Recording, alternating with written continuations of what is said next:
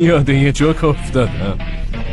یه روز 2 نفر دیوونه تو تیمارستان بودن که یه شب به این نتیجه میرسن باید از اونجا فرار کنن و خودشونو به پشت بوم رسوندن. اونجا یه فاصله بین 2 ساختمون بود. از اون بالا سقف خونه‌های شهر آزادی رو میدیدن. اولی میپره روی ساختمون بغلی، اما چیزیش نمیشه. نفر دوم میترسه بیفته پایین.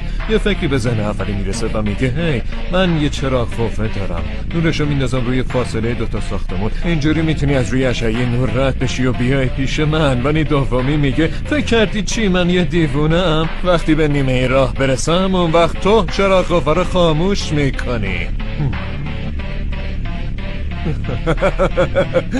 واقعا متاسفم.